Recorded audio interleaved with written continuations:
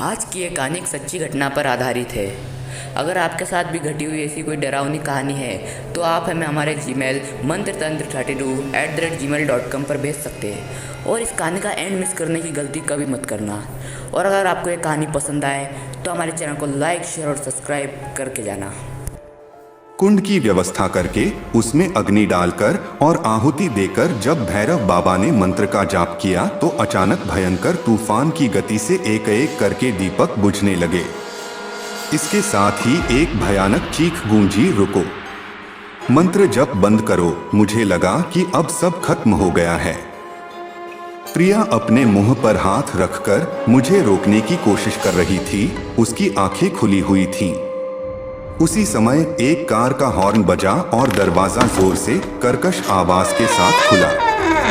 एक आदमी हाथ में तूफान लेकर बाहर आया। दरअसल हम इस प्रेमी को खुश करने के लिए शहर में एक अच्छा रिसोर्ट बुक कर सकते थे। क्या यह एक रोमांच नहीं है?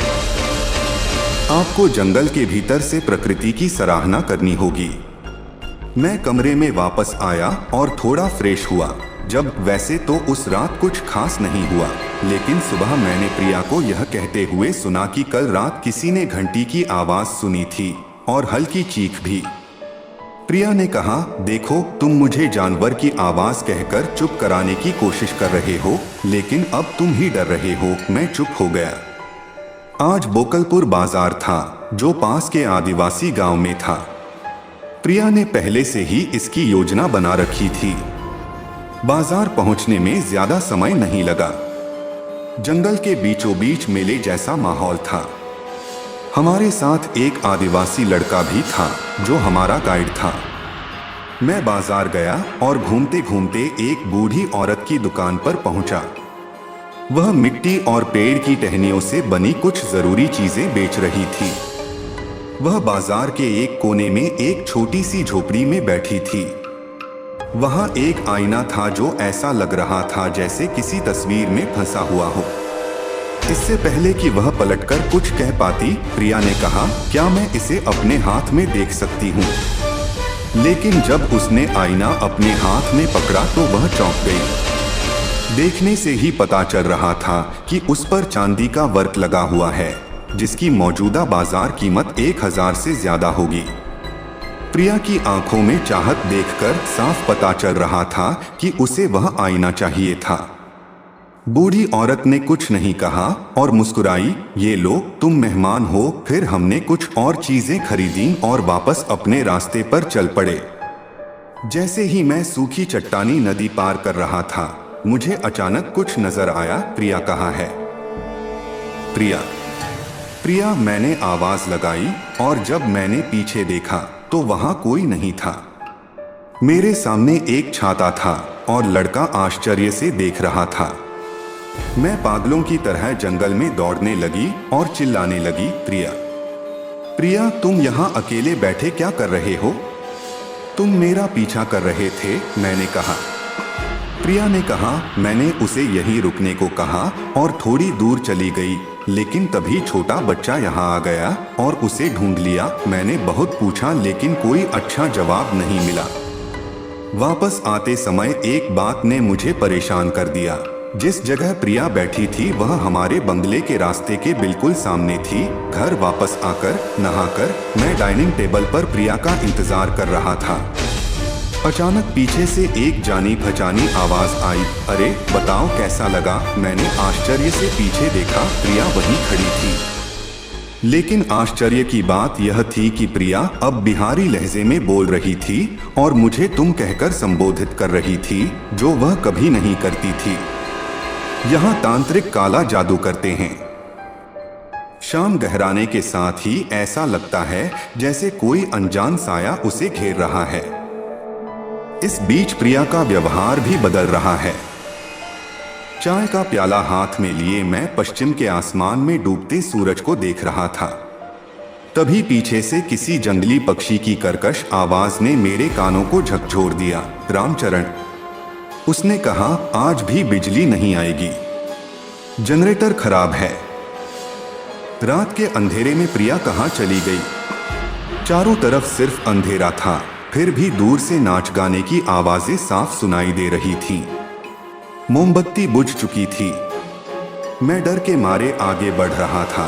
तभी तीसरी मंजिल का दरवाजा जोर की आवाज के साथ खुला और मैंने जो देखा, कमरे के अंदर अभी भी कई मोमबत्तियां जल रही थीं, लेकिन तेज हवा में भी वे बुझी नहीं। जैसे ही मैंने कहा बैठ जाओ, एक कुर्सी मेरी ओर बढ़ी।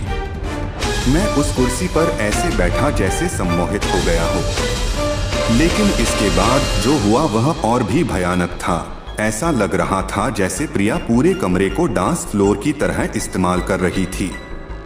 चाहे छत हो या दीवारें, वह हर जगह नाच रही थी। होश में आने के बाद मैंने खुद को गलियारे में सोफे पर लेटा हुआ पाया। रामचरण मेरे चेहरे पर पानी छिड़क रहा था। मुझे नहीं पता था कि मैं यहाँ कैसे पहुँच गया। मैं बाल बाल बच गई। बस थोड़ा और होता तो वह राक्षस मुझे मार डालता। जानते हो वह राक्षस कौन है? वह प्रिया की परछाई है, जुमरी बाई। मैंने कहा, नहीं सर, इस माई जी पर भूत सवार है। उसने हम में से एक पर हमला किया है। तभी कमरे के अंदर से एक जोरदार चीख आई। कौन? किसने मुझे यहाँ कैद कर रखा है? मैं कुछ समझ नहीं पाया। कमरे से एक बूढ़ा साधु निकला, लाल कपड़े पहने, गले में रुद्राक्ष और हाथ में झोला। वह भैरव बाबा थे। उन्होंने कहा कि वह शाम को सूर्यास्त के बाद इसी कमरे में पूजा करेंगे और रामचरण से सारी व्यवस्था करने को कहा। पूरा दिन डर और चिंता में बीता। मैं लगातार वह चीख, वह गुहार सुनता रहा, दरवाजा खोलो, दरवाजा खोलो। सूर्यास्त के बाद भैरव बाबा ने अपने 2 शिष्यों के साथ मिलकर अग्नि जलाई और मंत्रोच्चार शुरू किया। तभी एक जोरदार चीख निकली।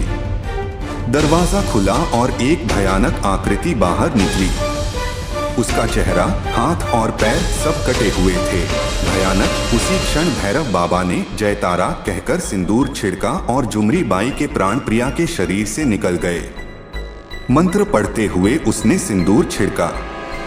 थोड़ी देर बाद उसने कहा, जल्दी से शीशा ले आओ। वह आत्मा का निवास है। मैंने आखिरकार शीशा तोड़ दिया और उसे चिमनी में फेंक दिया। अचानक सब कुछ शांत हो गया। भैरव बाबा ने प्रिया पर गंगाजल छिड़का और उसे घर ले आए।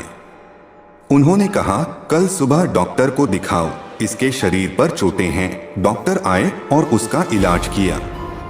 प्रिया को पूरी तरह से ठीक होने में 1 सप्ताह लगा। हम अभी भी वहीं थे। इसके अलावा कुछ नहीं हुआ। भैरव बाबा के निर्देशानुसार मैंने दर्पण का फ्रेम जंगल में फेंक दिया। फिर एक दिन रामचरण से पता चला कि यह गेस्ट हाउस पहले मकान मालिक का गार्डन हाउस था। छोटे मकान मालिक ने जुमरी बाई को प्रेम जाल में फंसाने के लिए काला जादू किया था। यह दर्पण जुमरी को बहुत प्रिय था, लेकिन बाद में यह कहाँ चला गया, यह किसी को पता नहीं चला। लेकिन एक दिन अचानक वह दर्पण वापस आ जाता है और जुमरी की आत्मा जाग उठती है। यह पाठ का पूर्णतः संशोधित और शुद्ध बंगाली अनुवाद है। यदि आप इसे वीडियो स्क्रिप्ट, उपन्यास या नाटक के लिए उपयोग करना चाहते हैं तो मुझे बताएं और मैं इसे तदनुसार व्यवस्थित कर सकता।